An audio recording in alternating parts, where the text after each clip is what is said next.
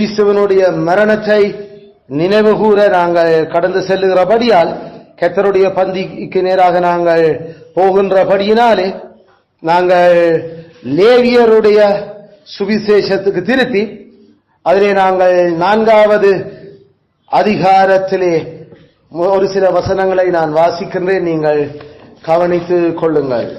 லேவியராகமம் 4வது அதிகாரம்.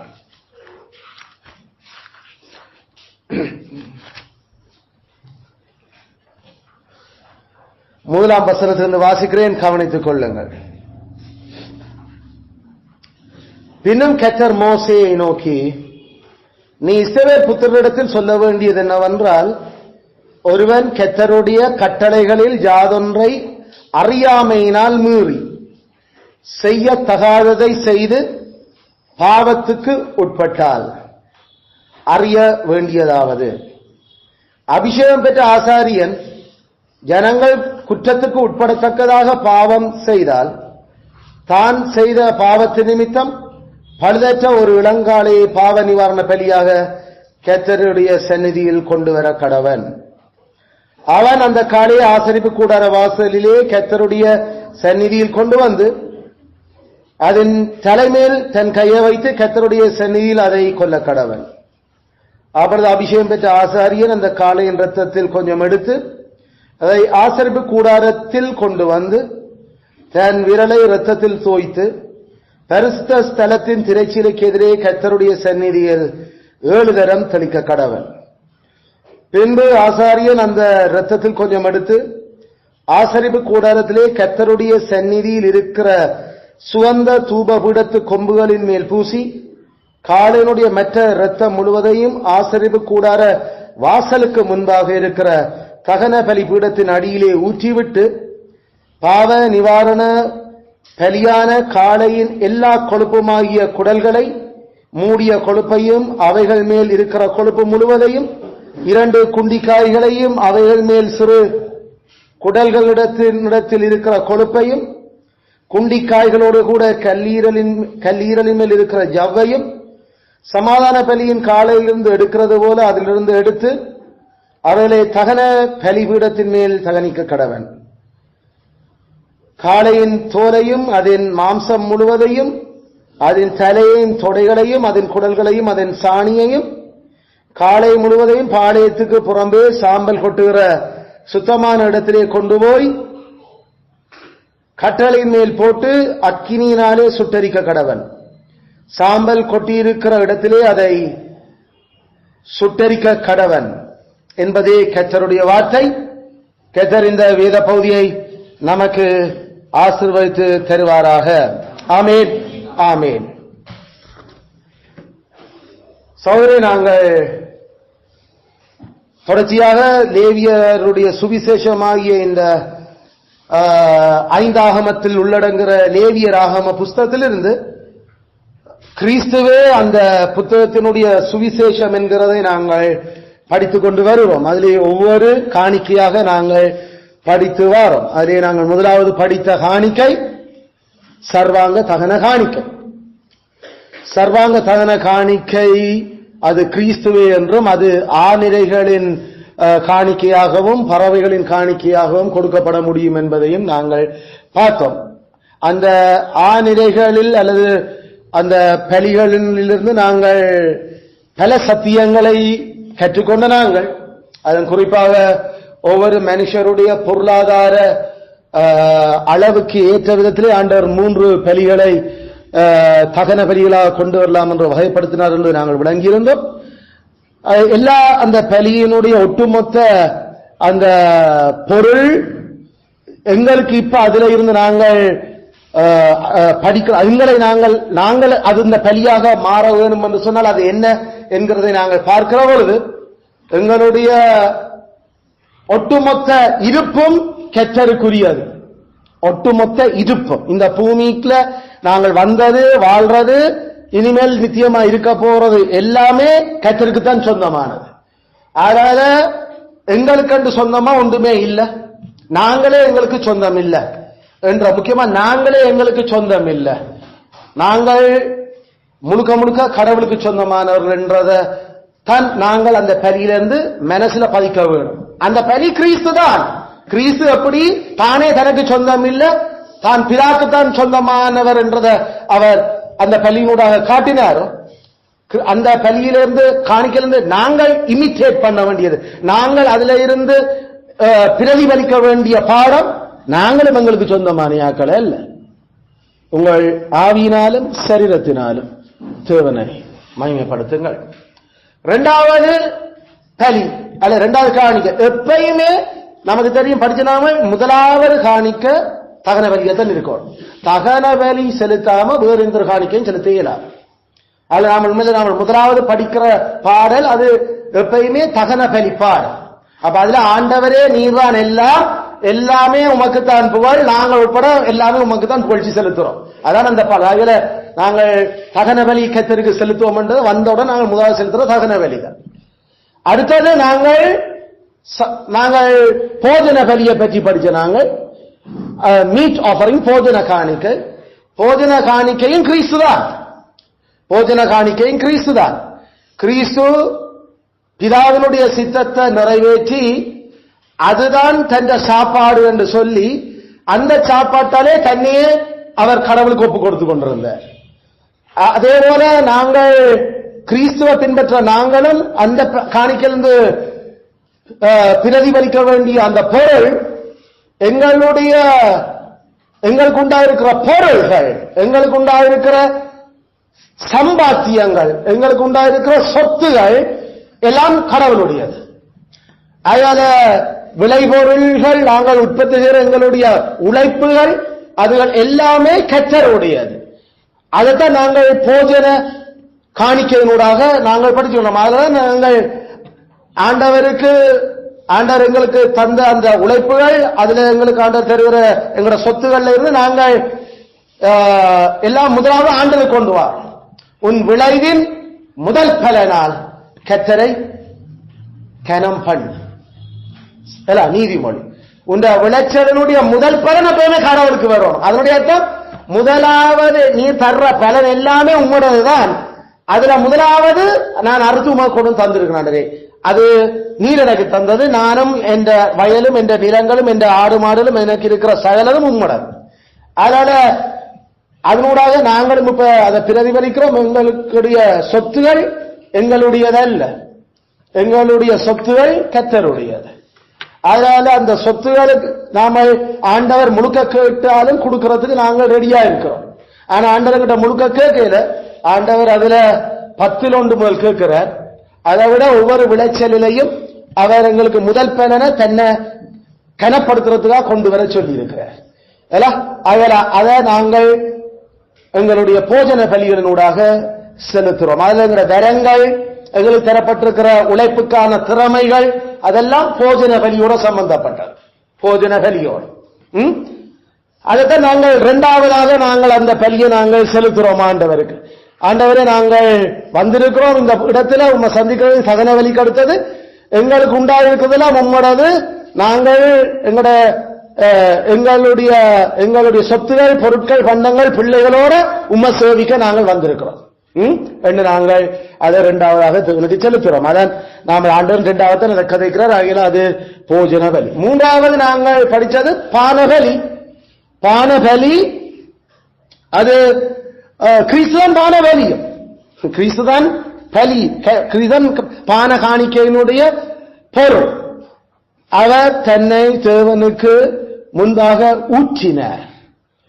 தேவனுடைய சமூகத்திலே கிறிஸ்து தன்னுடைய இரத்தத்தை அவர் ஊற்றினார். தன்னுடைய ஆத்ம வியாகுலத்தை, ஆத்மாவை அவர் ஊற்றி விட்டார். இதுதான் சங்கீதத்திலையும் ஏனைய பகுதியிலையும் கிறிஸ்துவ பற்றிய he poured out, pour pour என்று சொல்வது ஊற்றுறது.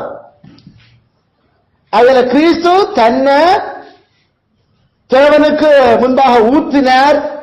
அதாவது தன் வாழ்க்கை, தன் சீவியம், தன்னுடைய எல்லாம் அது சந்தோஷத்தாலும் அந்த ரட்சிப்பினுடைய மீட்பின் வேலையினுடைய பலன்களாலும் அவர் மிகுந்த சந்தோஷத்தோடு அவர் தன்னை ஊற்றினார்.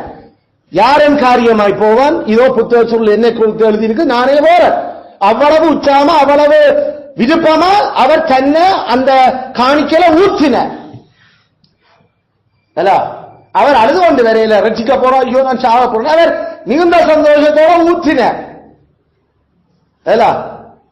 அது அது அந்த நாம அவ்வளவு அந்த அதை நாங்கள் அதுக்கு நாம சொல்லுறது ரட்சிப்பின் சந்தோஷத்தினுடைய பலிய, ரட்சிப்பின் சந்தோஷ காணிக்க, அதாவது ரட்சணிய மனோகரம், ரட்சணிய மனோகரம், the joy of salvation, ரட்சணிய மனோகரம், Manoharan இல்லை மனோகரம், ரட்சணிய மனோகரம்.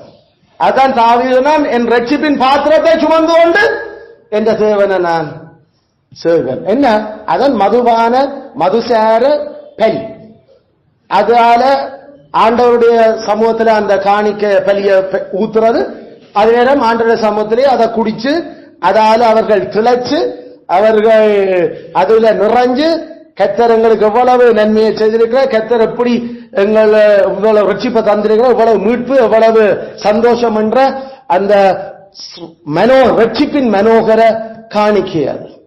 அதில் அதைத்தான் நாங்களும் தேவனுடைய சமூகத்துக்கு வரைக்கல நாங்கள் அதை செய்கிறோம். அத நாங்கள் எங்களுடைய 2வது பாடலூடாக நாங்கள் அதை இன்னும் செய்கிறோம். போஜன காணிக்க, அடுத்தது பான காணிக்க. அதெல்லாம் அந்த பாட்டுகள் அந்த காணிக்க செலுத்தப்படுவீர்கள் அவ்வளவு சந்தோஷமா அவ்வளவு உற்சாகமா அவ்வளவு விருப்பத்தோட அந்த சந்தோஷம் மிகுதியால அந்த பாட்டு வரணும் என்று சொல்ற. இது அது இன்னைக்கு காலை அந்த பாட்டு புத்தகத்தை பிடிக்கிறதுக்கு முயன்று சிரிப்போட முயன்ற அத அந்த அளவுக்கு அந்த பாட்டு புத்தகத்தை அது தள்ளி வச்சாலும் விடாம அந்த பாட்டு புத்தகத்தை முடியும். அது பிடிக்க வரைக்கும் சுழுங்கல அது அந்த பூரிப்பும் உள்ளவும் அப்பதான் இங்க இருக்க நம்ம பொடியங்கள் அப்படியும் சந்தோஷமா படிச்சா அப்படி இருக்க அந்த அது படிக்கணும். அவன் கிட்ட நல்ல ஒரு படிக்கிற ஆளா வருவான் பாட்டு, அவன் பாட்டு புத்தகத்தை விடுறான் இல்ல அந்த அளவுக்கு ஒரு சந்தோஷம், அது பூரிப்பு இருந்தது, அந்த மனோகரத்தை தெரியுது. பாட்டு படிக்க அந்த நாம் வலிமையை நாம் பாடுவோம், இது மனோகரமா, இது மரண வீடா? மனோகரம் என்றால் அது அது அப்படியே பூரிப்பு மூஞ்சியில தெரியும். இது கவுண்டு கிடந்து கொண்டு ஏதோ உபவாச ஜெபம் இருக்கிற மாதிரி பாட்டு படிக்கிறேன். இதான் நான் நடுவே பேசுறேன். நான் அந்த காணிக்கைகள் என்ன செய்கிறோம் என்று பலி செலுத்துறோம் விளங்காம செலுத்தி போயக்குள்ள சாபத்தோட வீட்டை போயிடக்கூடாது. நாங்கள் திருப்பி நான் ஞாபகப்படுத்துறேன். பெற்றார சொல்றேன், நான் பக்கத்துல புள்ள வளர்க்கத்தான் தாய்மார விடுறோம் எல்லாம் தகப்பன்மாரும் கவனிக்க வேண்டும். அதுல தகப்பன்மார் கவனிக்கையாட்டி போயிடாம உங்களை நீங்க கவனிச்சு போகணும். இப்போதைக்கு எனக்கு தாய்மார் பக்கத்துல இருந்து நுள்ளி அடிச்சு வெளுத்து படி என்று சொல்லி 20 வயசு வரைக்கும் அம்மா மேரிடம் கேட்போம் கேள்வி. அப்பா மேல அவட ஆத்த மேல வளர்த்து விட்டது காணும் உங்களுக்கு இங்க இருக்கிற யாக்களை. அதனால நாங்கள் சொல்ற மாதிரி செய். அம்மா மேல ஏதோ பக்தி பரவசத்துல நீங்க புத்தகத்தை வச்சா புள்ள இங்க கையை தூக்கி இப்படி நிக்குது. தாய் வந்து தான் சொரஞ்சு ஓட்டு சரி கடிக்காக அவன் திருப்பி தொடங்கி இப்படி எங்கேயா ஆளக்கான எவ்வளவு விளையாட்டு, அவட விளையாட்டு மாக்களும் இஞ்சி வந்து இப்படி டான்ஸ் ஆடு. என்ன நடக்குது? மாறி எங்கேயோ கரிஸ்மதிக்கு போக வேண்டியது இங்க வந்து நிக்குது நம்மளோட. எங்க பக்கத்துல இருக்க சியோன் சேர்ச்சுக்கோ இங்கே அனுப்பி விடுங்க அவன் அங்க. தாய் தந்தவாள் ஐயோ அப்படியே தரவும் போயாச்சு. என்ன ஒரு மனசு அம்மா மேருக்கு சொல்லுவான் திருப்பி கடவுளுக்கு பெற்ற பிள்ளையோட பேச்சு பலியிட வேண்டாம். என்ன டிஸ்டர்ப் பண்ணும் நீங்க எனக்கு அப்படி நீங்க செய்தாலும் சந்தோஷப்படுறீங்க. புள்ள நல்லா வேற எடுத்துக்க போகுது அழுதா சொக்கைய பத்தி கொடுத்துட்டு தூக்கி அங்க கொண்டு எறிஞ்சிட்டு வந்து அழுது கொண்டு அழாம இருந்தா வார அவளுக்கு அதை போட்டு இங்க நான் ஒன்று குட்டுனா அடிச்சா நுள்ளினா இல்ல நான் ஒன்று கலைக்க மாட்டேன் பிள்ளைகளோட. ஏன்னா அது கடவுள் அந்த வைராக்கியத்தை மனோகரமா ரட்சணிய மனோகரம் வரும் பாட்டுல. அதனால அப்பா மேலும் பரலோகத்தில் இருக்கிற பிதாவேன்னு சிலுவையில் அரைஞ்ச மாதிரி தூக்கி கொண்டு நிற்கிறத கீழே குஞ்சு வாங்க என்னடா செய்கிறாங்களே அவனோட தூக்கி வச்சோன்னு இப்படியே நிற்கிறான் ஏதோ ஹேண்ட்ஸ் அப் என்ற ராணுவம் சொன்ன மாதிரி என்னடா இது நடக்கு நான் இங்க இப்படி பிடிக்காது இதே இங்க வாய சொல்லி இங்க நான் டிராமா எல்லாரும் மேல பக்கத்துல விடுறது புள்ள வளர்க்கறதுக்கு சேச்சு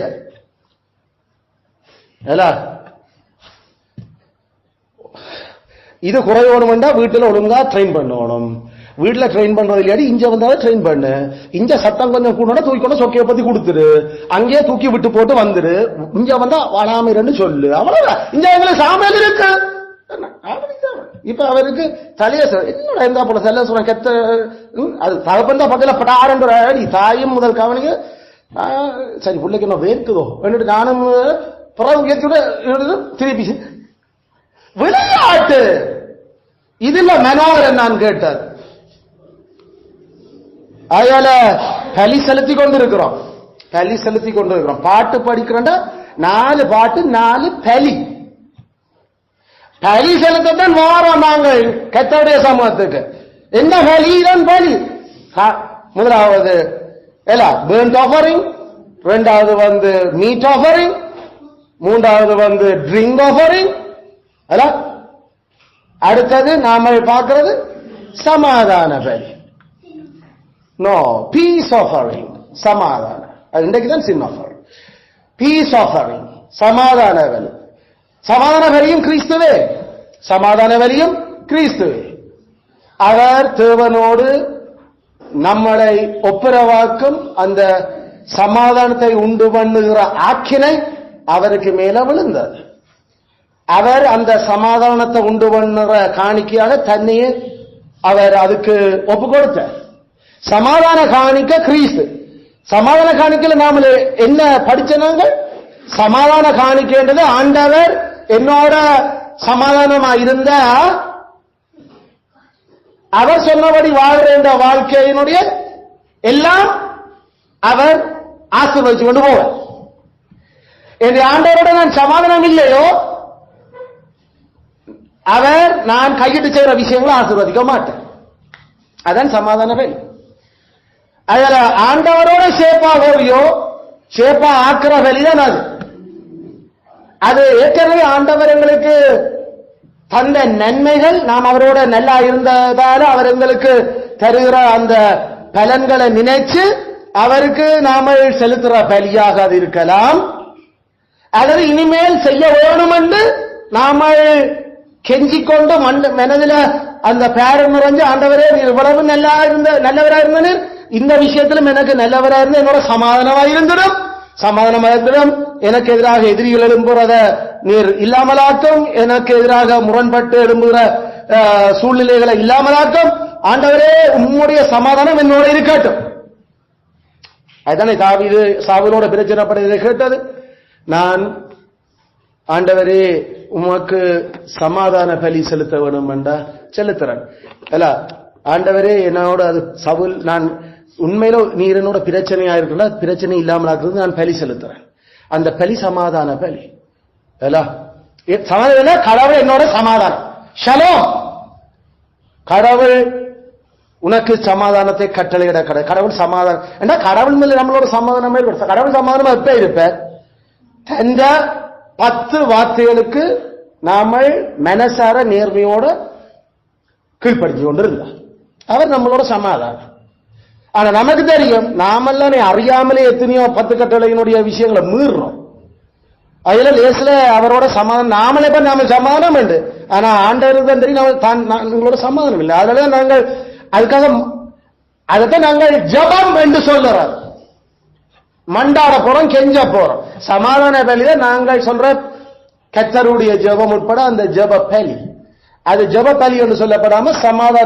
சமாதான பலி என்றாலே அர்த்தம் ஒரு தேவைக்காக மண்டாடுறோம் அல்லது மண்டாடின விஷயம் கிடைச்சதுக்காக தேவருக்கு நன்றி செலுத்தி அடுத்ததுகளும் எங்களுக்கு வேணும் என்று கேட்கிறது அதைத்தான் நாங்கள் ஜெபம் என்று சொன்னா அது பேசிக்கா சமாதான பலி கடவுள் எங்களோட ஷேப் பண்ண அவரோட நாம கதைக்கலாம் அவரோட கதைக்க அவர் எங்களோட சரியா இருக்கணும் இல்ல கடவுள் நம்மளை கதைக்கிறதுக்கு முகத்தை திருப்பி கொண்டிருந்தா அப்புறம் என்ன அவர்களுக்கு இலக்கஞ்சர். அதால சமாதான பலி என்று சொல்றது அடிப்படையில் நாம செய்யற ஜெபம்.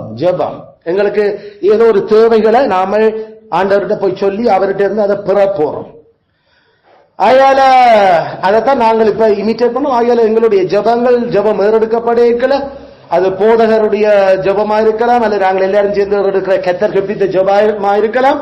அந்த ஜெபங்கள்ல அவர் செய்த ஏற்கனவே நாங்கள் செவிச்சதுக்கு கடவுள் இருந்த நன்மைகளையும் நினைச்சுக்கொண்டு இன்னும் எங்களோட தேவையில் கணக்க இருக்குது, அதுகளுக்கும் ஆண்டவர் இரக்கமா இருக்கணும், எங்களோட சமானமா இருக்கணும் என்று கேட்டுக்கொண்டிருக்கிறோம். அது அந்த சமாதான பலி என்று நாங்கள் சொல்றோம். இது 4 பலிகளும் நாங்கள் ஏற்கனவே பார்த்திருக்கிறோம்.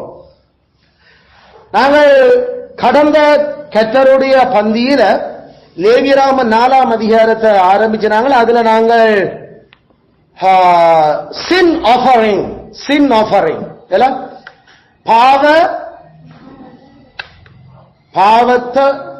பாவ நிவாரண பலி நம்முடைய தமிழில போட்டிருக்கிற மாதிரி பாவ நிவாரண பலி.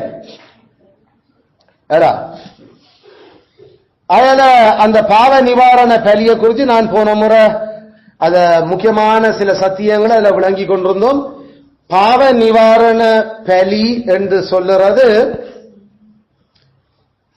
10 கற்பனைகளால தடுக்கப்பட்டிருக்கின்ற விடயங்களை அறியாமல் நாங்கள் செய்துட்டோம். கர்த்தருடைய கட்டளைகளில் யாதொன்றை அறியாமையினால் மீறி செய்யத்தகாததை செய்து பாவத்துக்குட்பட்டார். அறியாமையின் பாவம் என்று பைபிள் டிஃபைன் பண்றது 10 கற்பனையால கடவுள் தடுத்திருக்கிற பாவங்களை நாங்கள் தெரியாத்தனமாக செய்துட்டோம். அப்படி என்ன நமக்கு நாங்க படிச்ச மாதிரி 10 கற்பனையால தேவைப்படுத்துற கடமைகள் என்று ஒரு பக்கம் இருந்தது. அந்த கடமைகளை நாம செய்யாம விட்டது அறியாமையின் பாவம் அல்ல. வேதத்தை வழியா கவனிச்சுக்கொள். 2ஆம் வசனம், கர்த்தருடைய கட்டளைகளில் யாதொன்றை அறியாமையால் மீறல் என்று சொல்றது அதை பிரீச் பண்ற, அதாவது தடுத்ததை தான் மீறலாம். கடவுள் தடுத்ததைத்தான் நாங்கள் மீறுறது. அதனால தடுத்ததை மீறுறது தான் நாங்கள் சொல்றது. அதாவது 1ஆம் கற்பனை தடுப்பது என்ன, 2ஆம் கற்பனை தடுப்பது என்ன, 3ஆம் கற்பனை தடுப்பது என்ன, 4ஆம் கற்பனை தடுப்பது என்ன. இந்த தடுத்திருக்கிற அந்த பாவங்களை நாங்கள்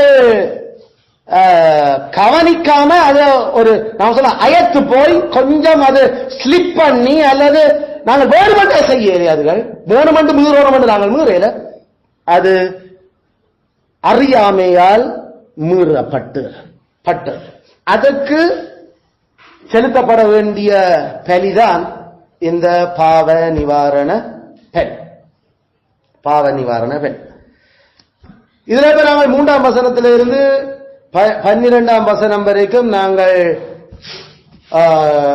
ஆசாரியனுடைய பாவ நிவாரணம், ஆசாரியன் செலுத்த வேண்டிய பாவ நிவாரணம், ஆசாரியனுக்காக செலுத்தப்பட வேண்டிய பாவ நிவாரண பலி. பிறகு 13ல இருந்து நாங்கள் 21 வரைக்கும் முழு சபைக்காக செலுத்த வேண்டிய பாவ நிவாரண பலி. பிறகு 22வது வசனத்தில இருந்து 26 வரைக்கும் நாங்கள் ஆட்சியாளனுடைய பாவ நிவாரண பலி. பிறகு 27ல இருந்து கடைசி வரைக்கும் இந்த 3 கேட்டகரியிலையும் வராத யாராவது இருக்கலாம், அவர்களுக்கான பாவ நிவாரண பலி.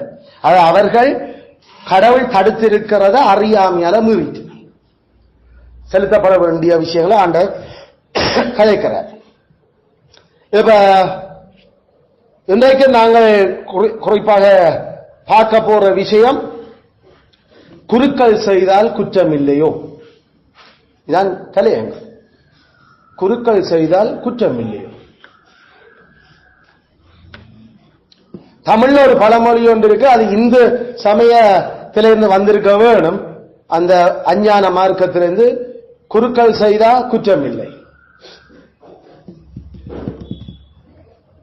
ஆனா பைபிளுக்கு நேர் ஆப்போசிட். குருக்கள் செய்தாலும் குற்றம் தான்.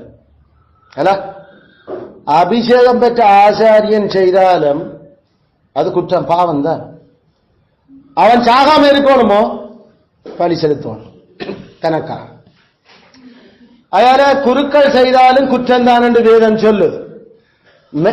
அதுல எந்த மனுஷன் கடவுளை தவிர வேறொருவன் குற்றம் செய்கிறது இல்ல. கடவுள் மெய்க்கடவுளாகிய ஜாவையாகிய இயேசு கிறிஸ்துவை தவிர வேற எந்த படைப்பிலும் குற்றம் செய்ய முடியும். அதுல படைப்புகள்ல குறிப்பாக தூதர்களும் மனுஷர்களும் அந்த விளக்கங்களோட படைக்கப்பட்டிருக்கிறபடியால் அவர்கள் குற்றம் செய்ய முடியும்.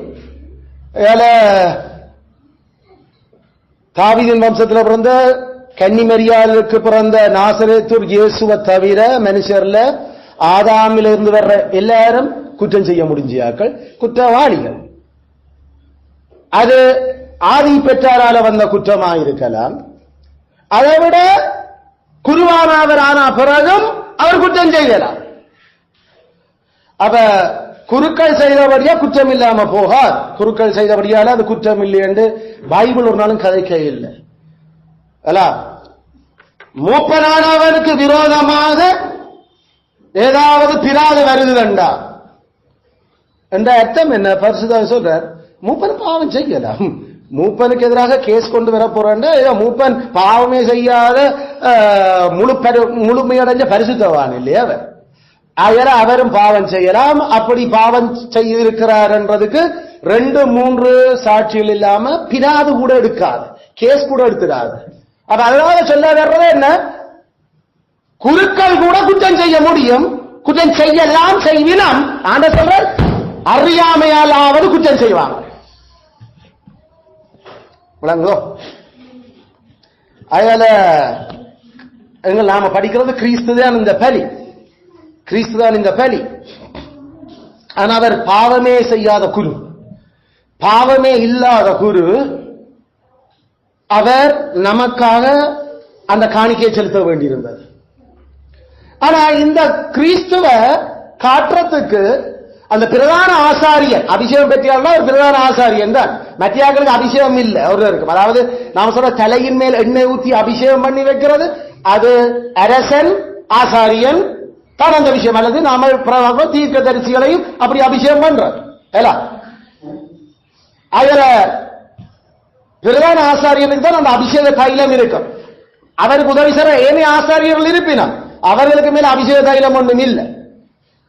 அதனால ஆண்டவர் மோசேயோட சொன்னார், உண்மை அவன் மோசே சொன்ன ஆரோடுக்கு அபிஷேக தைலம் இருக்கு, அதுல இந்த செத்த வீட்டு பக்கம் போயிடாது என்ற அது முழு சனத்துக்கும் பாவமான். அதனால நாம காலமா படிச்ச அதே விஷயம் தான். என்னத்துக்காக உன்னை பிரிச்சு நியமிச்சு வச்சிருக்கிறாரோ அந்த நியமனத்துக்கான அடையாளமா உனக்கு மேல கை வச்சு நான் அபிஷேகம் பண்ணி இருக்கிறேன். அதனால அதுக்குரிய தகுதியோட வாழப்பழம் விளங்குவோம். அதனால செத்த வீட்டு பக்கம் கை வைக்கலாது, போகலாது. அபிஷேக தைலம் இருக்கிற ஆசிரியர் இந்த பக்கம் கை தன் சொந்த மகன் செத்தாலும் போகிறார். நாதாப்பும் அபியும் செத்தாங்கள், ஆரன் போகலாது, ஆரன் போகலாது. அதனால கர்த்தருக்கு சேவை செய்கிறது சொந்த குடும்பத்தையும் தியாகம் பண்ண வேண்டிய ஊழியம். சொந்த பிள்ளை செத்து இருக்குது, அடக்கம் பண்ண போகிறாது. செத்த வீட்டு பக்கமே தலை வைக்கிறாது. நினைச்சு பாருங்க பெத்தியாக்கள். அப்ப இதான் இது இப்ப ஜேசு கிறிஸ்து வந்தா அப்புறம் இல்ல மாம்சம் முந்தி இருந்தே அதான் ஒழுங்கு.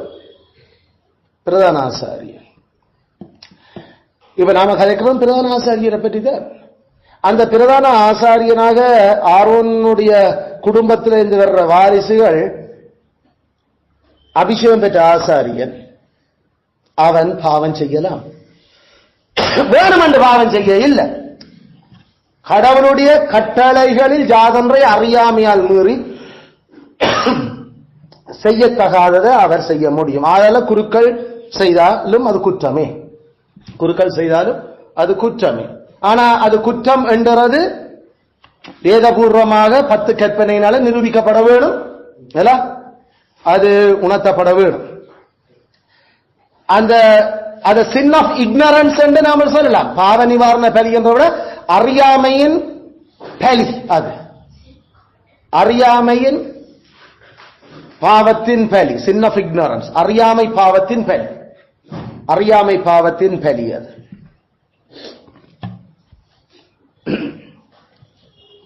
அதனால எங்களுக்கு இந்த 3வது வசனம் ஒரு இளங்காளையை பாவ நிவாரண பலியாய் கர்த்தருடைய சந்நிதியில் கொண்டு வர கடவன். எங்களுக்கு தகன பலியிலே இந்த காளையா புறாவா ஆடா கதை ஆண்டரைக்குனே கதைச்சிட்டார். அப்படி என்று சொன்னா ஆசாரியனை எந்த கேட்டகரிக்கு ஆண்டர் போடுற? பொருளாதார ரீதியா ரிச் ரிச் இல்ல, அவர் மேல் தட்டு பொருளாதார நிலை, நடுத்தர பொருளாதார நிலை இல்ல, அல்ல கீழ்த்தட்டு பொருளாதார நிலை இல்ல. நாம பார்த்தா ஆண்டவர் மனுஷருடைய பொருளாதார நிலைமையில கணக்கில் எடுத்து 3 வகையா பிரிச்சு வைக்கிறார். ஒன்று பணக்காரர்கள், அடுத்தது நடுத்தர வர்க்கத்தினர், அடுத்தது வறியவர்கள். இதுதான் பொருளாதார நிலை. மாடு ஆடு காட்டுப்புறா, மாடு ஆடு காட்டுப்புறா. மாடு கொண்டு வர்றதுக்கு வக்கிருக்கிறையாக்கள், ஆடு கொண்டு வரத்தான் வக்கிருக்கிறையாக்கள். ரெண்டுக்கும் வக்கில காட்டுப்புறா பிடிச்சு கொண்டு வந்து சாடுறோம், அதுக்கு தான் வக்கிரு. இது இல்லாம ஒரு பொருளாதார நிலைமை இனிமேல் இருக்கிறார். ஆக குறைஞ்சது 2 காட்டுப்புறாவது வரும். அதனால வேதத்தின்படி ஆண்டவர் தன்னை சந்திக்க வரைக்களையும் அவர்களுடைய பொருளாதார ஸ்டேட்டஸுக்கு ஏற்ற விதத்தில் காணிக்க கொண்டு வரணும் என்று எதிர்பார்த்தவர். அதை நாம் எல்லாம் அந்த சத்தியங்களை படிச்சுட்டோம். இப்ப இங்க ஆசாரியன் செய்த அறியாமையின் பாவத்துக்கு கொண்டு வர வேண்டியது அந்த மேல்தட்டு வர்க்க காணிக்க. அப்ப ஆசாரியன் ஆண்டவர் எங்க கொண்டு போய் வைக்கிறார்? ஐஸ்வர்யவான்களுடைய வருமானத்துக்குள்ள. உண்மையில ஆசாரியன் ஐஸ்வர்ய வருமானம் உடையாள் தான். நான் சிம்பிள் கால்குலேஷன் போன முந்தி நாம படிக்க நாம அடுத்த கிழமை நாம சபை கட்டமைப்பை பற்றி படிக்கலையும் அது அடுத்த கிழமை 10வது பெறா அதுதான் படிக்க போறோம். அதனால ஆசாரியர்கள், ஆசாரிய குடும்பம் அது ஐஸ்வர்யவான்களுடைய தட்டில இருக்கிற, அது ஆட்சியாளன் ஆசாரியன் என்ற அந்த மேல்தட்டு வர்க்கமாக்கள். ஆண்டவர் கட்டாயம் நீ விலங்காலதான் கொண்டு வருவானு, காளை கொண்டு வா, காளை கொண்டு வந்து கர்த்தருடைய சந்நிதியில் பலியாக கொண்டு வர கடவுள். இவ 4வது வசனத்துல இப்ப அவர் கொண்டு வந்துட்டார்.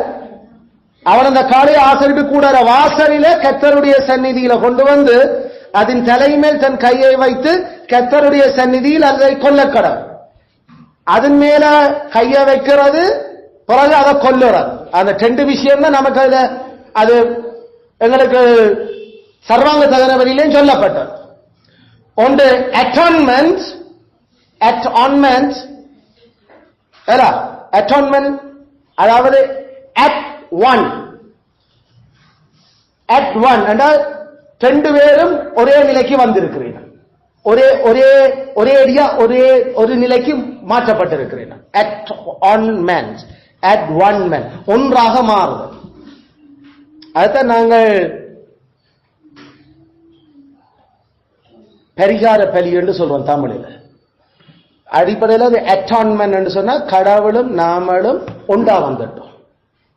2 பிரிஞ்சு 2 ஆக்களை ஒன்றாக்கினது அது அட்டான்மெண்ட்.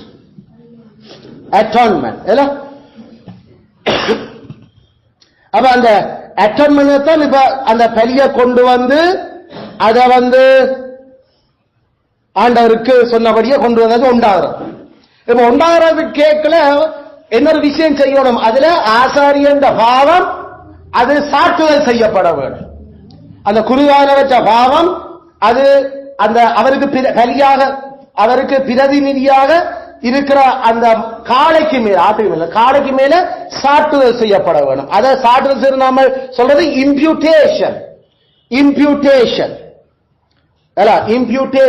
இதெல்லாம் எழுதணும். அடிய பேரண்டை முடிஞ்சாப்புல இம்ப்யூட்டேஷன் படிக்கிறது இங்கிலீஷ் மீடியம், எழுத தெரியாது. இம்ப்யூட்டேஷன் ஒன்று அட்டான்மெண்ட், அடுத்தது இம்பியூட்டேஷன். இம்பியூட்டேஷன் என்பது இன்னொராளோட கணக்குக்கு அதை சாட்டிகள் செய்கிறது, இன்னொராளோட கணக்கில் போட்டு விடுறது. அப்ப ரெண்டு விஷயம் இந்த இடத்துல நடக்குது. இதுதான் நமக்கு சர்வாங்க தகவலே நடந்தது. அதனை இப்ப திருப்பி நாம ரிப்பீட் பண்றாண்ட இது ஆசாரியன்ற பாவத்துக்கு குருவானவற்ற பாவத்துக்காக குருவானவரே ஒரு கால கொண்டு வரும். இப்ப விளங்கிடுதோ, குருவானவர் கால கொண்டு வந்து அப்ப அவர் ஆண்டவர் சொன்னபடி கொண்டு அப்ப இது என்ன பலி ஐயா? இது அறியாமையின் பாவத்தால் செய்த பலி. ஐயோ, அப்ப சபைக்கு மேலே எல்லாம் பாவம் வந்து இருக்குமே. அதுக்குதான் கடவுள்கிட்ட நான் இதுக்காக கொண்டு வந்திருக்கிறேன். ரைட். அப்ப இப்ப வெட்டு நாங்கள் மத்தியாக்கள் லேவியர் உதவி செய்தாங்கள். இவர் தன் பாவத்தை அந்த காலைக்கு மேல சாட்டுதல் செய்தார். தலையின் மேல் வைத்து கர்த்தருடைய சந்நிதியில் அதை கொல்ல கடவன். அப்பொழுது அபிஷேகம் பெற்ற ஆசாரியன் அந்த காளையின் ரத்தத்தில் கொஞ்சம் அதே ஆள்தான், அதே அபிஷேகம் பெற்ற அந்த ஆசாரியன் ஒரு ஆள் தான் இருக்கலாம். இப்ப அந்த குருவானவரு அந்த காளையின் ரத்தத்தை அதை எப்படி பிடிக்கிறான்னு எங்களுக்கு தெரியும். அத அந்த காளைய வெட்டேக்கள் அதை வந்து பிடிச்செடுத்து இப்ப அவற்றை ரத்தம் தான் அப்படியே பீச்சி பாயுது. அதான் உண்மையில அங்க இது ஆசாரியன் கொல்லப்பட குருவானவர் கொண்டுட்டார் ஆண்டவர். அப்ப குருவானவர் விளங்கி கொள்றார், நான் இப்படிதான் சாகுறேன். அங்க படத்தால காட்டப்படுது இந்த விஷயங்கள். மாடு கால சாகல, நான் தான் இப்படிதான் கடவுள் என்ன சாக சொல்ற. என்ற தலையை வெட்டினா எப்படி என்ற தொண்டையில இருந்து சத்தம் பீச்சி அடிக்கும், அது காளையுடைய சத்தம் பீச்சி அடிக்குது. ஆசாரியன் குருவானவர் சித்தர் தான் செத்துட்டன் என்றுதான் அங்க விளங்குற. அந்த செத்தத்தை சாயத்துல அவ தானே அதை கோப்பையில முடிச்சு அந்த செத்தத்தை அவ எடுத்துக்கொண்டு கொஞ்சம் எடுத்துக்கொண்டு இப்ப ஆசரிப்பு கூடாரத்துக்கு அந்த வெளியில நின்றவர், அதாவது வெளி பிரகாரத்தில் இவ்வளவு நடந்தார். இப்ப அவர் ஆசரிப்பு கூடாரத்துக்கு உள்ள போற. ஆசரிப்பு கூடாரம் உங்களுக்கு தெரியும், 2 ரூம் பிரிஞ்சிருக்கும். ஒன்று மகா பிரதான அறை, அடுத்தது அந்த பரிசுத்த ஸ்தலம், பரிசுத்த அறை. சரி.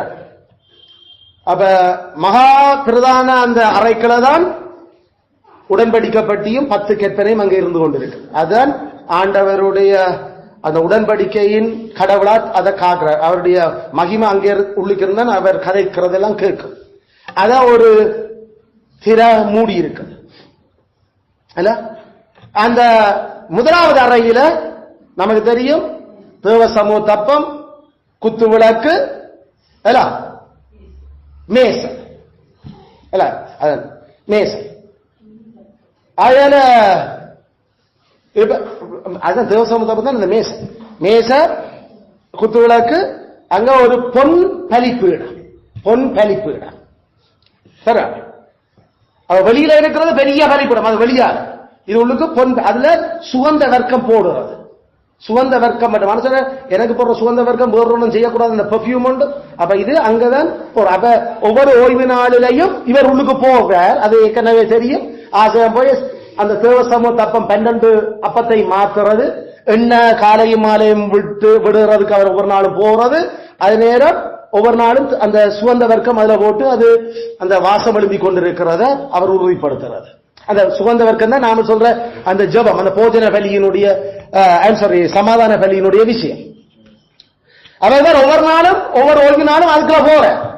ஆனா குறிப்பிட்ட அந்த ஒரே ஒரு நாள் அவர் ஜம் கிப்பூர்ல தான் அந்த எல்லா மக்களுக்குமான பாவ நிவாரண பலியாக அவர் உள்ளுக்கு கொண்டு போவார்.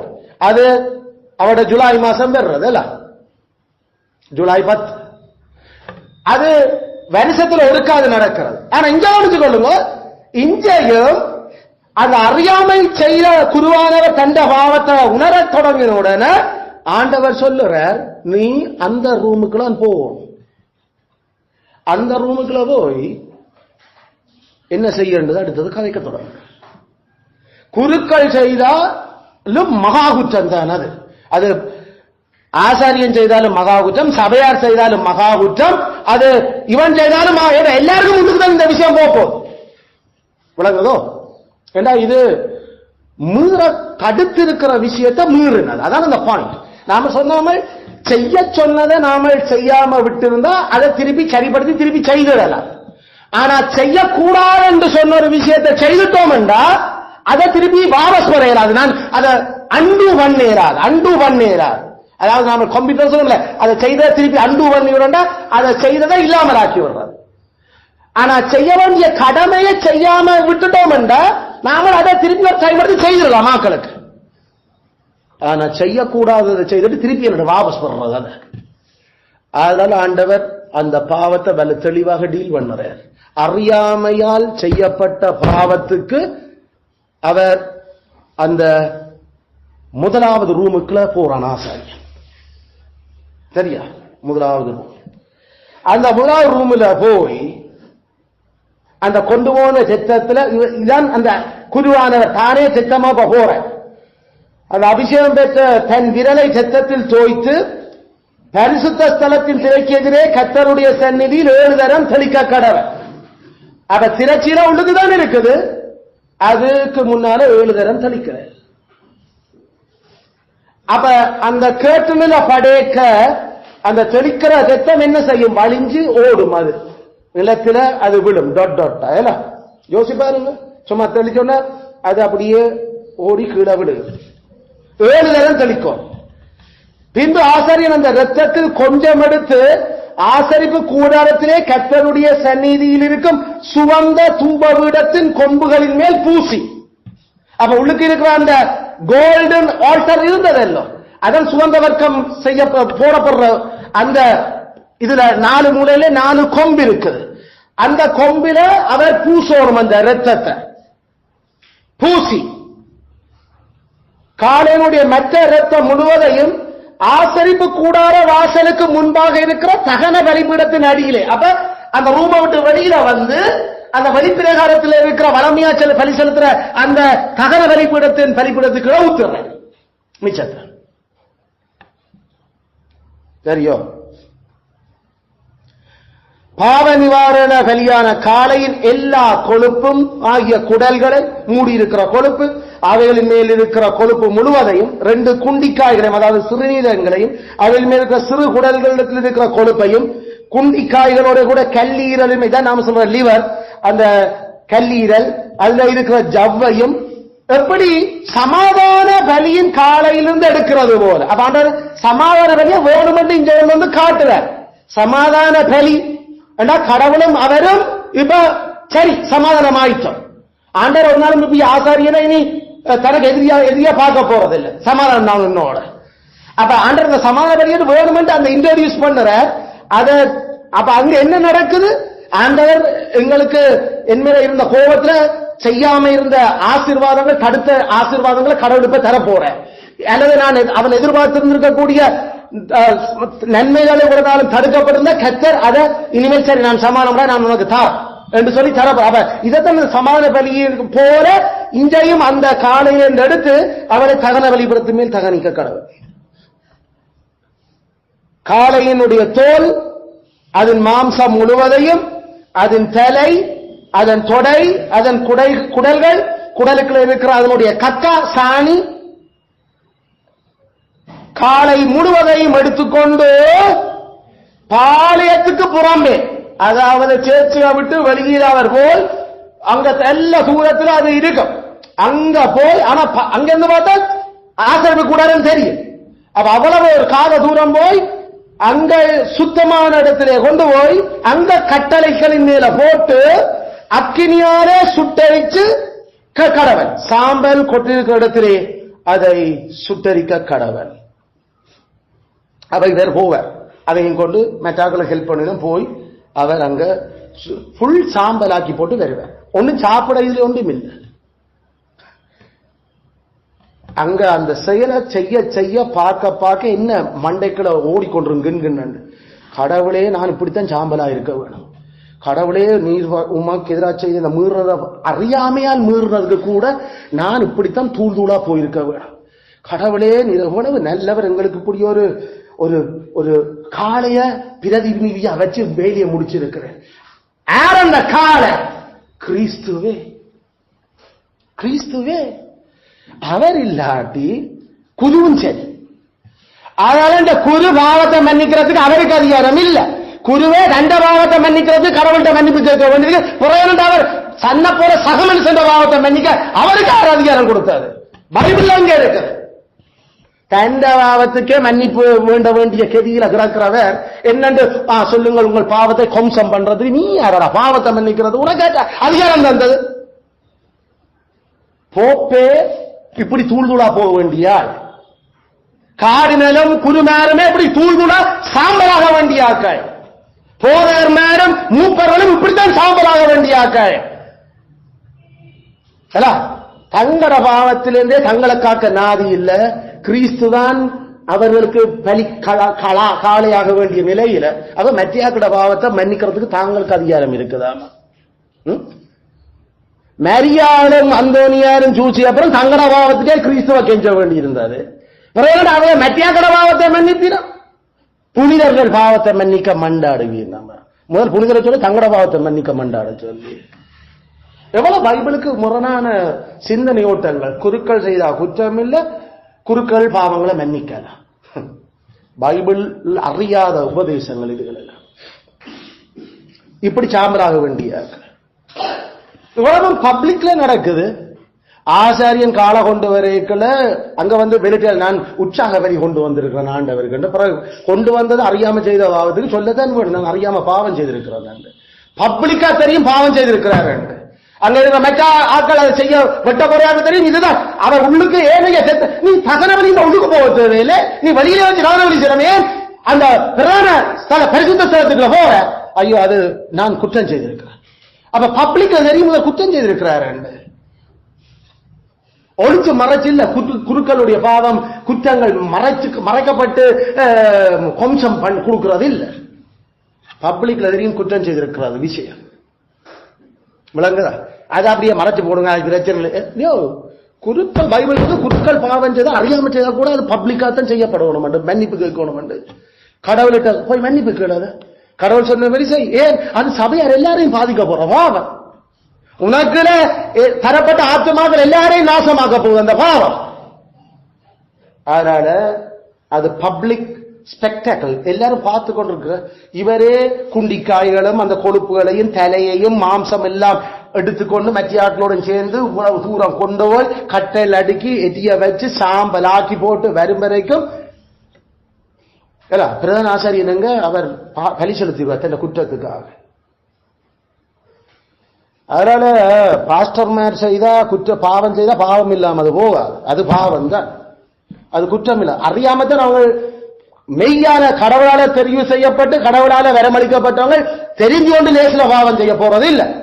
தெரியாமத்தான் பாவம், அது தெரியாம மீறுகைகள். அப்ப இது சீரியஸான இப்படி ஒவ்வொரு முறையும் ஒரு பாவம் செய்யணும் பாவம் அதுக்கு போய் சனம் மதிக்குமோ? நீ என்ன யானி உண்ட வாயில அறிவை தேடுவாங்கன்னா நீ என்ன ஒவ்வொரு கிழமையும் பாவம் பலி செலுத்தி கொண்டு இருக்கிற உனக்காக? நாங்களே இப்படி செய்ய எவ்வளவு கௌரவமா வாழ்றோம் இந்த பூமியில. அதாவது நாங்கள் சொன்னாங்க ஆசாரியர்கள் மூப்பர்களுடைய குடும்ப வாழ்க்கையும் அவர்களுடைய வாழ்க்கை ஸ்டாண்டர்டும் சாதாரண ஏனைய ஆளப்படுவர்களுடைய அது உயர்ந்ததா இருக்க வேண்டும். இங்கிருந்தா அந்த சத்தியங்களை எடுக்கிறோம். அதுக்கு பிறகு அது ஒரு கேவலம் கடவுளை அடிச்சு கொண்டு விடுவார். அதுக்கு பிறகு என்னது நீ இருக்கிற இங்கே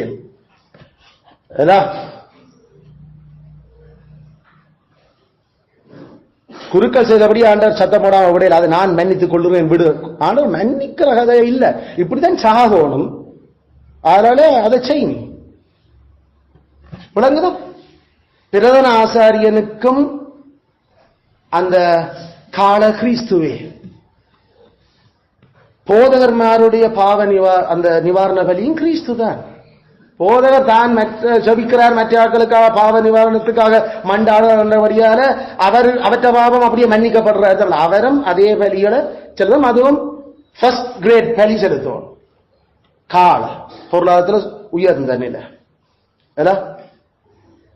அதுல இந்த விஷயங்களை நாம இப்ப கிறிஸ்துவுக்கு கொண்டு வர கிறிஸ்து ஒரு பாவமும் செய்யல. ஆனா அவர் இந்த பலியை எங்களுக்காக செலுத்தினார். எங்களுக்கு எபிரேயர்கள் இந்த விஷயங்கள் கூட அதிகமா அப்போஸ்தலனால பவுல் அப்போஸ்தலனால எங்களுக்கு விளக்கப்படுத்தப்பட்டு கொண்டிருக்கு. 7:28 நியாயப்பிரமானது பலவீனமுள்ள மனுஷர்களை பிரதான ஆசாரியர்களாக ஏற்படுத்துகிறது.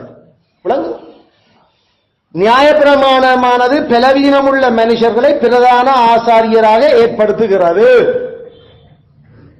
கடவுளுடைய சட்டம் இப்பயும் தான் எப்பயும் தான் மனுஷர்கள் என்று வந்துட்டா பலகீனமான ஆட்கள் ஏற்படுகிறார். பலகீனம் என்று சொல்லுவது தெரிஞ்சு கொண்டு பலகீனத்தை வளர்க்கிற ஆட்கள் இல்ல, இது அறியாமையான பலகீனம். நியாய பிரமாணத்துக்கு பின்பு உண்டான ஆணையோட விளங்கிய வசனமோ என்றென்றைக்கும் பூரணரான குமாரனை ஏற்படுத்துகிறார். ஒப்பிட்ட கொடுங்க, பிரதான ஆசாரியனான பலகீனமுள்ள பிரதான ஆசிரியனுக்கும் முழு பலத்தோட இருக்கிற பிரதான ஆசாரியனுக்குமான அந்த கம்பாரிசன் ஒப்பீடு. இப்ப பிரதான ஆசாரிய பலகீனமான பிரதான ஆசாரியனை ஏற்படுத்த எது ஞாபகம் வரணும்? எந்த பலி?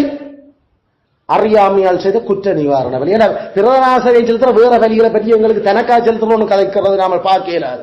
இந்த பலி தான் எங்களுக்கு முதலாவது கதைக்கப்படுகிறது. ஆசாரியன் தனக்காக செலுத்துற பலி விளங்குதோ? தகன பலியும் போஜன பலியும் பான பலியும்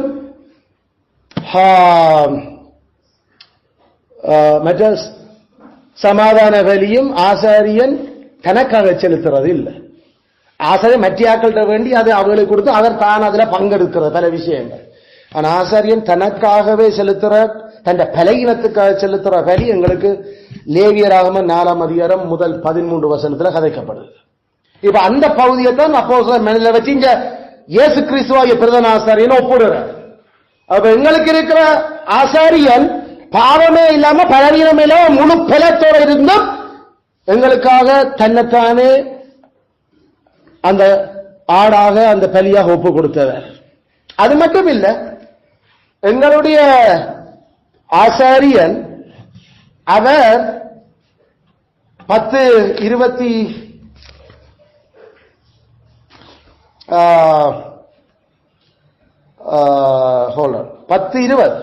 எபிரேயர் அந்த மார்க்கத்தின் வழியாய் பிரவேசிப்பதற்கு அவருடைய இரத்தத்தினாலே நமக்கு தைரியம் உண்டாயிருக்கிறது. 19 தானே? சரி. ஆயா சகோதரரே, நாம் பரிசுத்த ஸ்தலத்தில் பிரவேசிப்பதற்கு இயேசுவானவர் தமது மாம்சமாகிய திரையின் வழியாய், பிரதானாசாரியன் எதுக்கு முன்னால எழுதவும் தெரிச்சவர் திரையில. இப்ப அந்த திரை என்னென்று பௌரபுசம் கேட்கிறார்? இயேசுவானவற்ற மாம்சம் என்றார். இயேசுவானவற்ற மாம்சம் தான் அந்த திரையாக அங்க காட்டப்பட்டுக் கொண்டிருந்தது. உண்மையில கடவுள் மனு உருவாகி எடுத்து அவருடைய அந்த மாம்ச நிலம், அந்த மாம்சம் தான் உண்மையில அந்த திரை. இப்ப அந்த திரை கிழிக்கப்பட போது அந்த திரைக்களால் மகாபரிசுத்த ஸ்தலத்துக்கு ஓடும். அதைத்தான் கிறிஸ்துவானவர் அங்க அந்த திரை கண்ட திரை கிழிச்ச கையோட அங்க சேர்த்துல இருந்த அந்த பெரிய திரை ரெண்டா கிழிஞ்ச. மகா பரிசுத்த ஸ்தலத்துக்கும் பரிசுத்த ஸ்தலத்தையும் பிரிச்சிருந்த அந்த திரை எது? கிறிஸ்துவனுடைய உடம்பு. கிறிஸ்துவனுடைய உடம்பு, கிறிஸ்துவனுடைய உடம்பு torn down, அது பிச்செடுத்து கிழிக்கப்படேக்க அங்க சேர்ச்சில இருந்த திரை கண்ட பாட்டிலே கிழிஞ்சது. அதுதான் இந்த பவுலப்போஸ்தலன் சொல்ற, சகோதரரே, நாம் இப்ப பரிசுத்த ஸ்தலத்துக்குள்ள பிரவேசிக்கிறதுக்கு இயேசுவானவர் தமது மாம்சமாகிய திரையின் வழியாய் புதிதும் ஜீவனமான வழியை நமக்கு உண்டு பண்ணின வழியால் அந்த மார்க்கத்தின் வழியாய் பிரவேசிப்பதற்கு அவருடைய இரத்தத்தினாலே நமக்கு தைரியம் உண்டாயிருக்கிறபடினாலும் தேவனுடைய வீட்டின் மேல் அதிகாரியான மகா ஆசாரியர் நமக்கு ஒருவர் இருக்கிறபடியாலும் துர்மன சாட்சி நீங்க கழிக்கப்பட்ட இருதயம் உள்ளவர்களாய் சுத்த ஜலத்தால் கழுவப்பட்ட சரீரம் உள்ளவர்களாயும் உண்மையுள்ள இருதயத்தோடும் விசுவாசத்தின் பூரண நிச்சயத்தோடும் சேர கடவோம். இந்த பலியத்தை நாங்க எடுத்து காட்ட வழிகிறார். என்ன நடந்தது இந்த விஷயத்திலே? கிறிஸ்துவானவரே அந்த குற்ற நிவாரண பலியாக அவர் தானே அந்த திரையாகவும், தானே அந்த காளையாகவும், தானே அந்த இரத்தமாகவும், தானே கடைசியில பாளையத்துக்கு புறம்பே போய் எருசலேம் தேவாலயம் இருக்கத்தக்கதா இங்க ஆசிரியர் கூட அன்வைக்கத்தக்கதா பிரதான ஆசிரியன் தானே கொண்டு போய் தான் செத்துட்டன் தான் சாம்பலாறு எரிச்சு காட்டின மாதிரி கிறிஸ்துவானவர் அங்க சிலுவையில அதே அந்த எருசலேமுக்கு வெளியில பாளையத்துக்கு புறம்பே அவர் தன்னை எரிச்சு காட்டினார். தான் சாம்பலான, தான் முழுக்க செத்த. ஏண்டா பிரதான ஆசாரியன் அங்க சாகணும், அவர் தண்டவாதத்துக்காக. பாவமே செய்யாத பிரதான ஆசாரியன் நமக்காக, நம்மளை அந்த திரைக்கலான உள்ளுக்கு கொண்டு போறதுக்காக அவர் அப்படி போய் தான் செத்து காட்டினார். இப்ப இஞ்சையும் நமக்கு படிப்பினை இருக்குது. அவர் தான் போய் அப்படி சாக போய் நானே சொன்ன மாதிரி பிரதானாசாரியன் இது ஒரு காவோ 2 தரமோ அல்லது வருஷத்துல ஒரு காயோ 2 தரமோ இந்த பாவனையோட உணர்த்தப்படைகள் செய்ய அங்க பப்ளிக் டிஸ்பிளே, அது எல்லாருக்கும் தெரியும் ஆசாரியன் அறியாம பாவனை செய்திருக்கிறார். இயேசுவானவர் பாளையத்துக்கு புறம்பே எருசலேமுக்கு புறம்பே அவர் கொண்டு போய் அடிக்கப்படையக்கள் எல்லாருக்கும் முன்னால வெளிப்படையத்தான் காட்டப்பட்டது. இவர் என்ன பிரச்சனை செய்திருக்கிறார் போல இருக்கிறார். உண்மையில இயேசு பிரச்சனையே இல்லாதையா, ஆனா பப்ளிக்கு அவரை பார்த்த பரியாசமும் இவன் தான் கலக்கிறார், இவன் தான் எவ்வளவு தூசணம் சொன்னார், எவ்வளவு கடவுளுக்கு எதிராக செய்தவர், எவ்வளவு ஐயோ எப்படி எல்லாம் செய்தவர், வரி கட்டக்கூடாது என்றால் அது செய்யக்கூடாது, இவனுக்கு இப்படித்தான் பார்ப்போமே கடவுள் வரோட இருந்தால் இப்பயாவது வரட்டும். பாளையத்துக்கு புறம்பே அவர் தான் செய்யாத ஒரு விஷயத்துக்காகவே அந்த அறியாமல் செய்கிற குற்ற அந்த பலிகளை தான் நம்முடைய அந்த பலிகளை சொல்வது தான் செய்து முடிச்சவர். இப்ப ஆனா அதே நேரம் அவருக்கு தெரியும் இது அந்த மீட்பின் இரட்சணிய மனோகரத்தினுடைய உச்சக்கட்டம். இனிமேல் இனி என் ஆத்மா திருப்தி தான் நான் பெற போறேன். நான் யாருக்கா செத்தனோ அவர் ஆத்மாக்கள் இனி பாதாளமே உண்ட கூடோ மரணமே உண்ட செய்யலோ ஒன்றும் அடுக்கலாது, எல்லாம் நான் பிச்செடுத்துட்டேன். கிறிஸ்துக்கும் அது வடிவ தெரியுது. அவருக்கு மக்கள் விளங்காத ஜனத்தால இழிவாக கதைக்கப்பட்டதும் பப்ளிக்ல அவர் அவமானப்படுத்தினதும் தலையை துலுக்கி துலுக்கி அந்த பாளையத்துக்கு புறம்பே அவர் கேட்கல அவரை வேதனைக்குட்படுத்தினதும் ஒருபுறம், அதே நேரம் அவருக்கு தெரியும் இதுகள் அறியாம தான் இன்னும் செய்யுது. ஆனா அந்த இரட்சணிய மனோகரம் எனக்கு இருக்கு, எந்த ஆத்துமாவை சந்தோஷத்தால் நிரப்புகிறேன், எந்த ஆத்துமாக்களை நீ கொள்ள பொருளா பங்கிட போடுற எனக்கு. அதனால அந்த ஜதார்த்தம் உண்மையில அதுல அறியாமை ஜனங்கள் அப்பையும் விளங்கல. இதைத்தான் பவுல் அப்போஸ்தலன் 11:12-13 ஏனென்றால் எந்த மிருகங்களுடைய இரத்தம் பாவங்களின் நிமித்தமாக பரிசுத்த ஸ்தலத்துக்குள் மகாபிரதான ஆசாரியனாலே கொண்டு வரப்படுகிறதோ அந்த மிருகங்களின் உடல்கள் பாளையத்துக்கு புறம்பே சுட்டரிக்கப்படும். அந்தபடியே இயேசுவும் தம்முடைய சொந்த இரத்தத்தினாலே ஜனங்களை பரிசுத்தம் செய்யும்படியாக நகர வாசலுக்கு புறம்பே பாடுபட்டார். ஆகையால் இயேசுவானவர் ஐயா அவ்வளவு பிரதான செய்து முடிச்சிடாண்டு சந்தோஷப்பட்டு குதிகலிச்சு கொண்டு மட்டும் போயிடாத, அதுல இருந்து நீ செய்ய வேண்டிய சில விஷயம் இருக்கிறது அவர் அடுத்தது வைக்கிறார். நாம் அவருடைய நிந்தையை சுமந்து, இதான் நான் சொன்ன நிந்தை, தன்னைத்தானே காப்பாற்ற தெரியா மற்ற எல்லாரையும் காப்பாற்ற போய் அந்த நிந்தையை தானே சுமந்து பாளையத்துக்கு புறம்பே அவரிடத்துக்கு புறப்பட்டு போக கடவுள். அப்ப இந்த குற்ற நிவாரண பலியினுடைய அடுத்த பக்கம் என்ன? நாங்கள் ஒவ்வொருவரும் கிறிஸ்துவின் நிமித்தம் விசுவாசத்தின் நிமித்தம் நாங்கள் கடவுளுடைய மக்களாக வாழ்றது நிமித்தம் பல பேரால நிந்திக்கப்பட்டு அவமானப்படுத்தப்படுகிறோம். அந்த அவமானத்துக்கு கிறிஸ்து என்ன செய்தாரோ அதைத்தான் உங்களையும் செய்ய கேட்கிறேன். அந்த நிந்தைகளை சுமந்து கொண்டு அவர்கிட்ட போவோம் பாளையத்துக்கு புறம்பே. ஏனென்றா சபையில ஒரு வைக்க இல்ல, இயேசு கிறிஸ்துவ சபையில விடுறாங்க இல்ல. உனக்கு யார் இந்த அதிகாரம் தந்ததுன்னு கேட்டாங்க கடைசி வாரத்திலேயே. உனக்கு யார் இந்த அதிகாரம் தந்தது இப்படி எல்லாம் செய்ய பிரசங்கம் பண்ணேன். அப்ப இயேசு சொன்னார் ஜோவானுக்கு யார் அதிகாரம் கொடுத்தோன்னு சொல்லுங்க, நான் மிச்சத்தை நான் சொல்றேன். அவர் அவங்களுக்கு விசாரங்களுக்கு விசாரணை மாதிரி ஒரு பதத்தில் சொல்லி போட்டு பேசாம விட்டார். பதில் சொல்லலையா வேறுமட்டா அதை சொல்லி மிச்சம் நான் சொல்றேன். ஆனாலும் கடைசி நேரத்திலையும் அவருக்கு பெரும் பிரச்சனை தான். சேர்ச் இது கள்ளர் கூயாக்குறீங்களா, இது எந்த பிதார விடன்னு சொன்னாலும் அவரை சேர்ச்சிலே வச்சிருக்க கூடாது. அவரை அந்த குற்றம் செய்த குற்றவாளிகளோட கொண்டே அங்க அவரை அறையும். அவர் நீதிமான் இல்ல, அவர் குற்றவாளிகளோட இருக்கிறார். குற்றம் நம்மளை நாம சத்தியத்துக்காக நின்று சத்தியத்துக்காக பாடுபடு சத்தியத்தை விவரிச்சு சத்தியத்தை நாம சொன்னா கடைசியில நம்மளையும் குற்றவாளிகள் நினைச்சு நம்மளையும் எல்லாருக்கும் பிறகு தங்களை தாங்கள் கடவுள் எங்க போய் தருகிற கடவுள் என்றதும் இப்படித்தான் நமக்கும் சில வழியில் சொல்லப்படலாம். பல விஷயங்களை நாமளாக சந்திக்கப்படுறோம், சந்தித்துக் கொண்டு இருக்கிறோம். நம்மளுடைய பேர்களை கெடுக்க நாமளாக கெடுக்கத்தக்க ஒன்றும் செய்யுது. நாம நன்மையை தான் செய்யணும். ஏசுவன ஆற்ற பேரை கெடுத்தவர், ஆனா கடைசி அவற்றை பேர் தான் கெடுக்கிறாங்களே, எல்லாரும் கெடுத்தாங்க. அதனால அந்த வர்ற நிந்தைகளை சுமந்து கொண்டு அந்த ஜனங்கள் எல்லாம் பப்ளிக்ல எங்களை பார்த்தோம், இதெல்லாம் போவோம் எல்லாம் அது அடியே போ அதெல்லாம் நிந்ததான். அது நிந்த, உண்மையான நிந்த இல்ல. நாம ஸ்காலர்ஷிப் உதாரணத்துக்கு ஸ்காலர்ஷிப் எடுக்கல, கத்திர நாள் வருதுண்டு, அதுக்கு கடவுள் மனுஷ தயவுகள் எல்லாம் செய்து ஒரு மாதிரி நாம ஜபங்களோட கதைச்சு எல்லாம் வண்டி தண்டியாச்சு. ஆனாலும் அது அதோட முடிஞ்சவாடுகள் இல்லை இல்ல. 6ஆம் ஆண்டுக்கு போனா அப்போ ஸ்காலர்ஷிப்புக்கு எத்தனை மாசம் அது கத்தருடைய நாள்ன்றபடியா, அது கத்தருடைய நாள் சண்டே நாங்கள் போறது.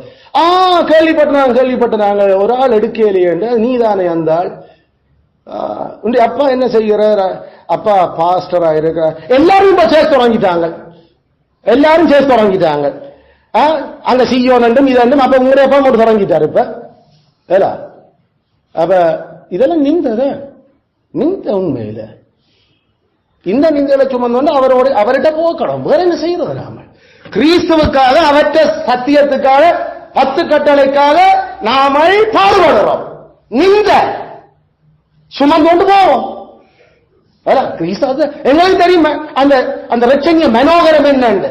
ரட்சிப்பினுடைய சந்தோஷம் எங்களுக்கு தான் தெரியும். இதனால நித்தியத்தில அந்த குறிப்பிட்ட கடவுள் நம்மளோட ரட்சிக்கப்பண்ண யாரோட ரட்சிக்கப்பண்ணாலும் பரவாயில்ல ரெண்டா சந்தோஷம். ஐயோ தெரியாம கடவுளே சொன்னாங்க, இவர் தான் அவரா அல்லது அந்த பிரைஸ் கிவிங் டேல பார்க்கத்தானே போறோம் என்ன நடக்குதுன்னு. இயேசு கிறிஸ்து பாளையத்துக்கு புறம்ப போய்க்கல எனக்கு ஆடாதேங்கோ உங்களுக்கா உங்களோட பிள்ளைகளுக்கா மழுங்கு என்ன வரப்போகுது. ஏன் எனக்கு அழுறீங்க? நிந்ததான் பச்சை மரத்துக்கே இப்படி கல்லறிவாங்கண்டா இந்த பட்டு போன மரங்கள்லாம் கனவெறி. ஏண்டா நாம முந்தின ஆதாமனுடைய வாரிசுகள், அதுல இருந்து எழும்ப போறாங்களுக்கு எவ்வளவு அப்ப செய்ய போறாங்க, எனக்கே இப்படி செய்வாங்க. அந்த நிந்தையை சுமந்து கொண்டு பாளையத்துக்கு புறம்ப கடவும். இதுக்காக நாம என்ன வரைஞ்சி கட்டிக்கொண்டு கோணம் கட்டிக்கொண்டு போற ஆச்சா அந்த சேர்கட்ட இப்படியா சொல்றது ஒரு ஆட்களை என்ன கொஞ்சமா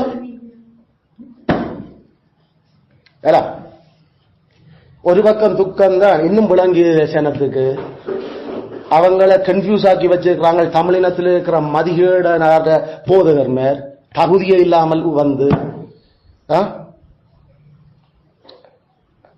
மேபி இன்னும் நம்மளை நேராக ஒரு சந்திக்கல. இனி நேர சந்திச்சாதான் சில வழியில் அவளுக்கு விளங்க நாங்கள் யாருண்டு. கடவுள் அப்படித்தான் யாருன்னு விளங்காமல் ஆக்கினாலும் பரவாயில்ல, அந்த நேரம் வர்ற நிந்தைய தாங்கி சுமந்து கொண்டு என்ன பைபிள் சொல்லுது, சிந்தையை தாங்கி கொண்டு அவனுக்கு போய் பேசண்டா. நிந்தையை சுமந்து கொண்டு பாளையத்துக்கு புறம்பே இயேசுவிடம் போவோம். சேர்த்த போவோம் இல்ல, இயேசுவிடம் போவோம். இந்த மாதிரியான இதுக்கு இந்த பலி இதுகளுக்கால எங்களுக்கு காட்டப்படுது. அறியாமையால் செய்யப்படுகிற பாவங்கள் செலுத்தப்படுகிற பலி இதனுடைய விளைவுகள் இதுகள் எப்படி? கிறிஸ்து தான் பாவமே செய்யல, ஆனா அந்த பலியை செலுத்தினார். நாங்களும் அறியாமையின் பாவம் சிலவழில் நாம இந்த குறிப்பிட்ட இந்த கேஸ்ல நாம அதை சரியாத்தான் செய்திருந்தாலும் இந்த அறியாமையின் மனுஷர்களுடைய அந்த பாவங்களை சுமந்து கொண்டு நாம கிறிஸ்துவிட்ட போக வேண்டியது. வேற என்ன செய்யறது? கிறிஸ்து அப்படித்தான் எங்களை பழக்கிறார். அவர் அப்படித்தான் எங்களை பாரியலூடாகவும் நிந்தையிலூடாகவும் அவமானங்களூடாகவும் நாம செய்யாத குற்றங்களுக்காக கடவுளுக்காக நின்றதுக்காக அவமானப்படுத்தப்படுகிறது. அதுக்கு நாம என்ன செய்யணும்? ஐயோ அறியாம செய்யுதுகள், அறியாமா அப்படியா, சரியா சரியா அவளுக்கு விளங்கல அவ்வளவுதான் சரி. அப்ப ஒரு நக்கல் மாதிரி தானப்பா அது இருந்தது அவற்ற கதை. அவர் நக்கலா கேட்டாரோ இன்னொரு இல்ல அப்பா இல்ல தானே, அப்ப அதை விட்டுட்டு அந்த விஷயம் அது அப்பா அப்புறம் பார்த்துக் கொள்றோம் அந்த சீராக்களோடு. ஏன்னா நாமளும் பிள்ளைகளையும் நாம பாவகரமா தூண்டை மேலாது இந்த விஷயங்கள். நாம கிறிஸ்துக்காக பாடுபடுறோம். அப்ப சொல்ல வேண்டியது அவளுக்கு விளங்கையில கடவுள் அவளுக்கு விளங்கப்படுத்தணும். நாம போவோம். உன்னட கேட்டா இதை மட்டும் சொல்லு, இது கெட்ட நாள் அப்படியெல்லாம் நாங்கள் எடுக்க இல்லை. இப்படித்தான் இந்த பலியை நாமல் செலுத்த போறோம். இப்படித்தான் இந்த குற்ற நிவாரண பலியை நாம சுமக்க போறோம். ஏனென்றா கிறிஸ்து அப்படித்தான் அதை சுமந்த, அவரே பாவம் செய்யணும், அவர் சுமந்த குறுக்க. நாங்களும் குறுக்கல்லானே, நாங்களும் ஆசாரியர்கள் தானே, அவர்கள் ஆசாரியர்களும் இல்ல ராஜாக்களும் ஆக்கி இருக்கிறார். நாங்களும் நம்ம அறியாமையின் பாவங்களும் நமக்கு இருக்குது. அந்த அறியாமையின் பாவங்களுக்காக நாம கிறிஸ்துவத்தை நாடுவோம். அவர் தான் அந்த பலி. அவர் இல்லாம நாம ஒன்றும் செய்யலாது. அதேதான் இந்த நிந்தைகள், அவமானங்கள், சத்தியங்களுக்கு அவரே அந்த அறியாமை உள்ள மனுஷர்களுடைய பாவங்களையும் நிந்தைகளையும் சுமந்து கொண்டு நாம கிறிஸ்துவ பின்பற்றி அவர்கிட்டே போக வேண்டிக்கிறார். அப்ளிகேஷன் கிறிஸ்துவாமி தன்னுடைய அந்த மகா மேன்மையான பாவ நிவாரண பலியினால எங்களுக்கு காட்டின அடிச்சுவட நாமல் பின்பற்ற உதவி செய்வார். ஆமென், ஆமென்.